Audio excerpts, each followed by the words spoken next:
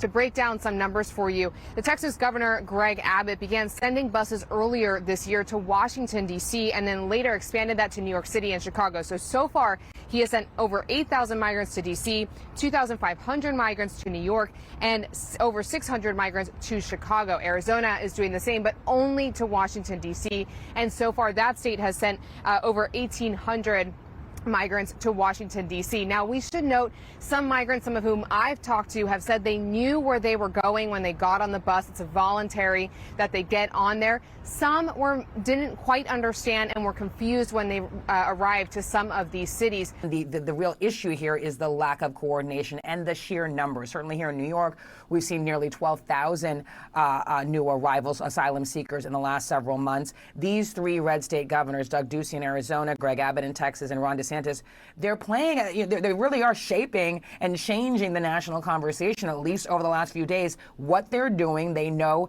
gets a lot of attention, and it also has quite a bit of support in the Republican base. If you look at polling, Republicans see immigration, whether it's illegal or just immigration in general, as a much bigger issue.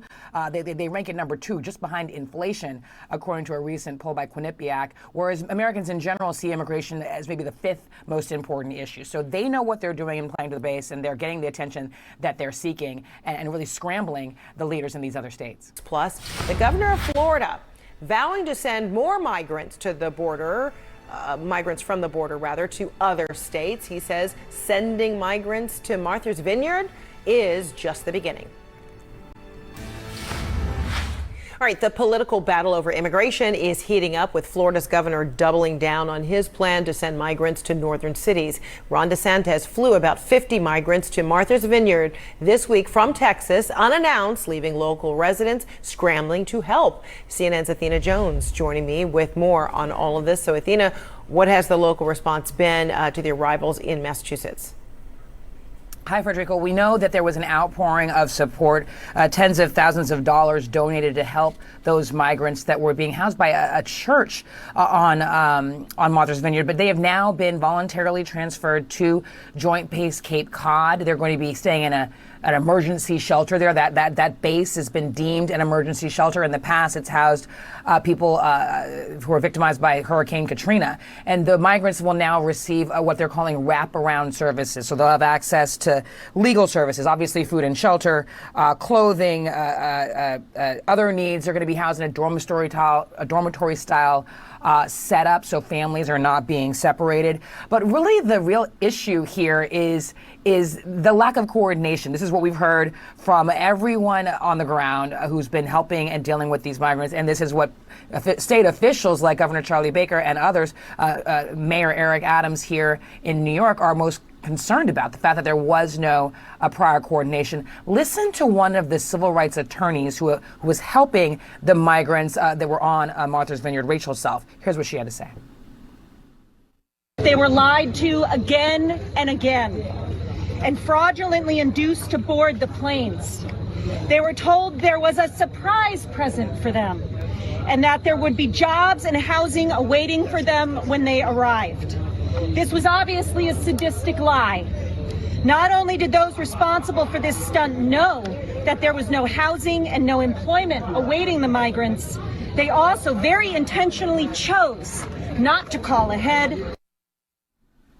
And so that immigration attorney is part of a group that is, among the others, calling for some kind of criminal investigation into what, Governor Ron DeSantis has done. But these three governors are really changing the national conversation. They are playing to their base. One thing we should remind everyone of, though, is that these are not illegal aliens, as some are calling them. These are asylum seekers who have been processed by immigration authorities and who have hearings. They have an asylum determination, so they are here lawfully.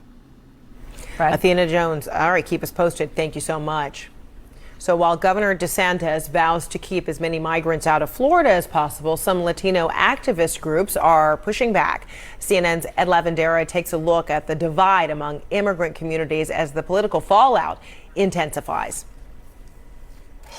While residents of Martha's Vineyard hugged and cared for a group of about 50 Venezuelan migrants sent to the island from Texas on chartered planes, courtesy of Florida's Republican Governor Ron DeSantis, A group of Venezuelan and Latino activists gathered in Miami to lash out. He has to stop. We demand him to stop using our pain, our suffering, and our desperation for his political gains. This was a publicity stunt that is the lowest common denominator of human decency. Juan Carlos Planas is the son of Cuban exiles and a former Republican state representative from Miami. He says at this point it's not clear yet if DeSantis has angered the reliably Republican political base of Cubans and Venezuelans in Florida. From what I've heard on Cuban radio today, they haven't mentioned it, which is probably the fact that they don't know how to deal with it. So there probably will be a negative side to this. This may be the step too far. Governor DeSantis vows to keep as many migrants out of Florida as possible through his relocation program. I got $12 million for us to use, and so we are going to use it, and you're going to see more and more, but I'm going to make sure that we exhaust all those funds. Florida is home to the largest populations of Cuban and Venezuelan immigrants fleeing socialist dictatorships, but there are deep political divisions in these communities. There are Venezuelans who are hardcore Trump supporters. They're called the Magazuelans.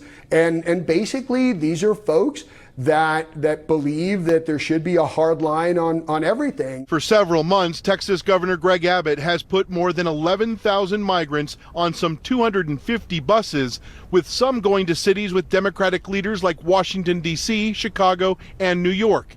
Texas Division of Emergency Management figures show it has cost the state more than $12 million.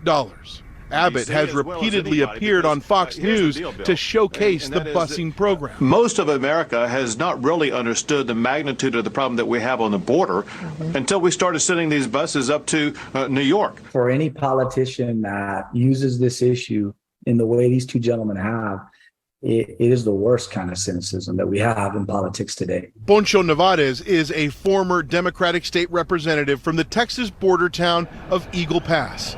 His home overlooks the Rio Grande into Mexico. Nevarez says if there's a political price to pay for these political stunts, Abbott and DeSantis haven't experienced it yet. There are a lot of people who criticize Abbott and DeSantis and say what they're doing is inhumane and not right. But do you think for the average voter out there, it matters? I think it may not. A University of Texas and Texas Politics Project poll this week found that Abbott's busing of migrants has about 52% support among Texas voters, including 50% support among independent voters. The response that they got was exactly what they wanted, which is, what are you doing? Why are you sending them here? And it looks like a border town. That's what they wanted, and they got it. And the governors of Texas and Florida say they will continue to do more of the same. Ed Lavendera, CNN, Dallas. All right, coming up, Florida Governor Ron DeSantis defending using taxpayer dollars to send migrants to Martha's Vineyard and says this is just the beginning of his relocation efforts. All right, the political battle over immigration is heating up, with Florida's governor doubling down on his plan to send migrants to northern cities.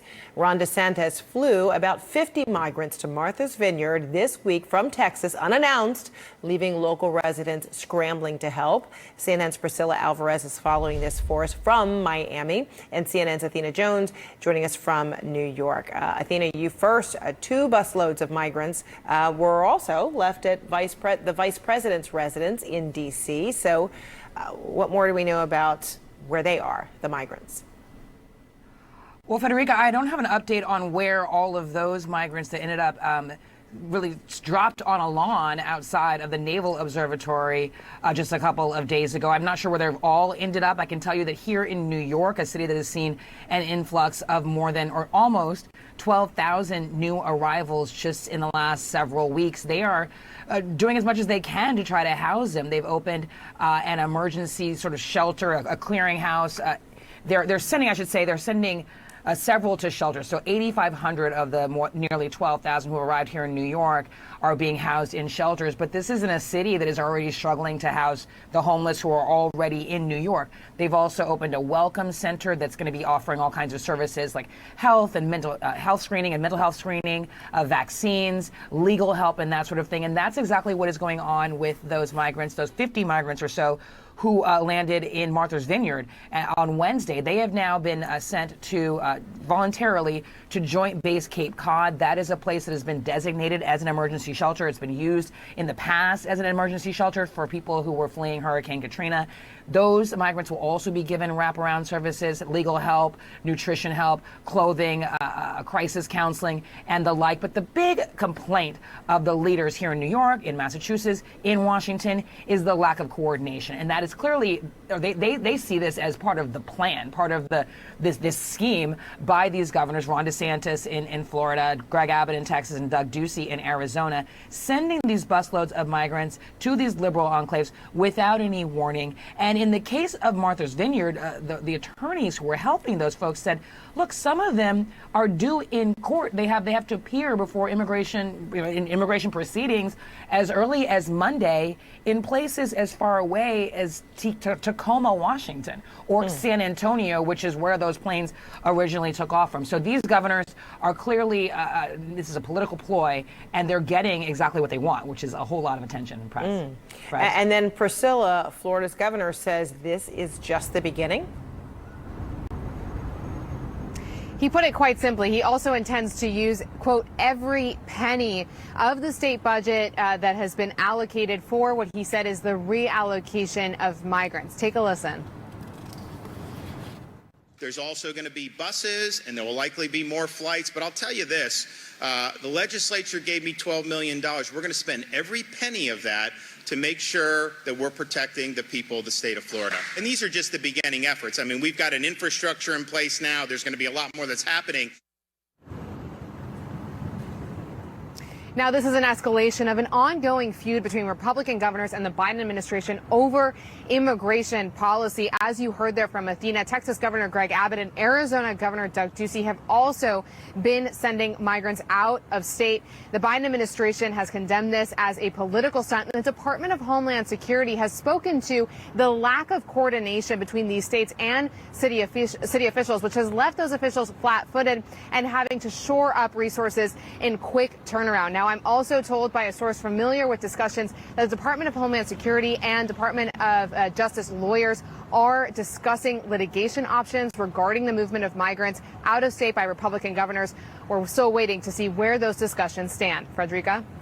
The battle over immigration in this country intensifying after 2 Republican governors bussed and flew migrants into northern cities. What those governors are saying now and how the White House is responding. Plus.